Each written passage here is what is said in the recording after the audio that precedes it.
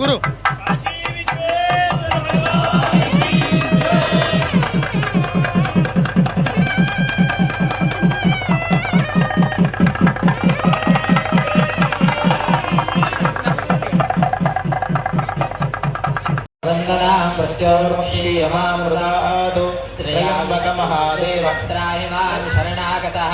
जन्म भक्तजरारोगैः पीडितं कर्मबन्धनैः त्रयादशं जमदग्ने कश्यपस्य त्रयादशं यद्देवानां त्रयादशं तन्मे अस्तु त्रयादशम्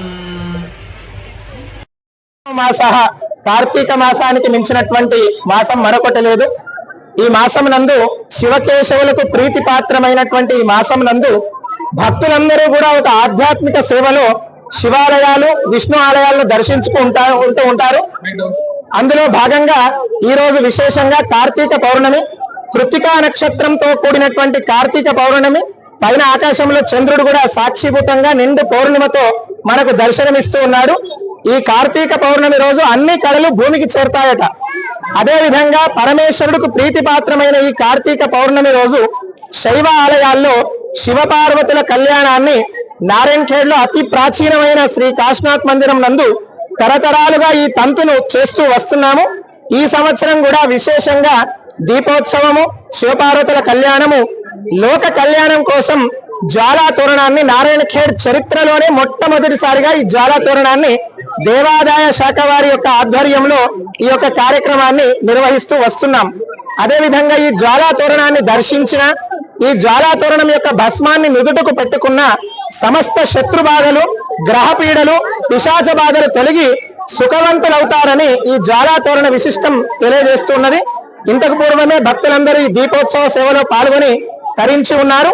కాశీనాథ్ మందిరం ద్వారా, దేవాదాయ శాఖ ద్వారా సమస్త భక్తులందరికీ కూడా ఆ పార్వతీ పరమేశ్వరుల అనుగ్రహం కలగాలని కోరుతూ సర్వే జన సుఖినో భవంతు.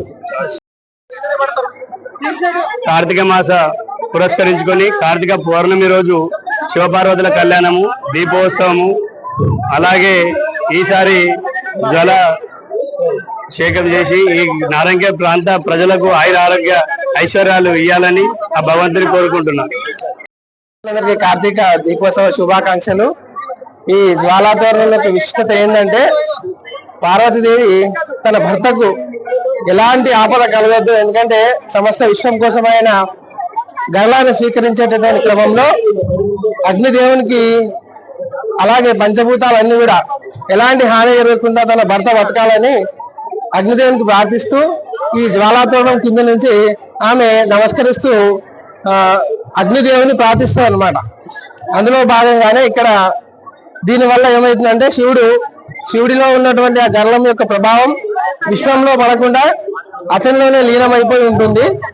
ఆ పతియే ప్రత్యక్ష దైవం అనే భావనకు అర్థంగా ఆమె చేసినటువంటి కార్యం ఈ సకల లోక కళ్యాణార్థం చేయబడినటువంటిది.